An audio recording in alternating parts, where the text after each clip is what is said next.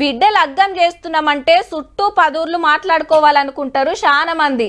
అదనకు పైసలు లేకున్నా అప్పో సప్పో తెచ్చి ఏక్ నెంబర్ ఏసీ ఫంక్షన్ హాల్ మాట్లాడతారు. తీరు వంటలు చేపిస్తారు. డీజేలు గీజేలు జోర్దార్గా పెట్టిస్తారు. ఇక కొందరు గాలి మోటార్ల పిల్ల ఇంటికి పోయి లగ్గం చేసుకొని పేపర్లకు ఎక్కితే, కొందరు బుల్డోజర్ల మీద గుర్రాల మీద పోయి వార్తలలోకి వచ్చిండ్రు. అట్లనే గీ పిల్లగాడు సుతా దినం వార్తలలో ఉండేటోళ్లే ఇవాళ వాళ్ళ పెండ్లే వార్త అయింది. మండపంలో పోలీసులు బాంబులు గుర్తుపట్టే మిషన్లు, ఆసన మురక చూసే కుక్కలు, మొత్తం 2,500 మంది. ఈ సెక్యూరిటీ చూస్తుంటే పక్క శ్రీమంతుల ఇంట్లో లగ్గం అనిపిస్తుందిలే, కానీ కాదు, ఇద్దరు డాన్ల పెండ్లి. పిల్లగాడు ఢిల్లీలో పేరు పోయిన గ్యాంగ్స్టర్ సందీప్. అగో పిల్ల దిగింది ముద్దుగా తయారై. ఈమె సుతా డానే, పేరు అనురాధ. నేరాలు ఘోరాలు చేస్తప్పుడు మనసు పడి లవ్వాడుకున్నారట.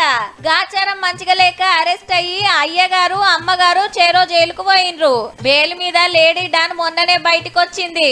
మేం లగ్గం చేసుకుంటామని మనోడు కోర్టుకు పోతే 6 గంటల పర్మిషన్ ఇచ్చింది.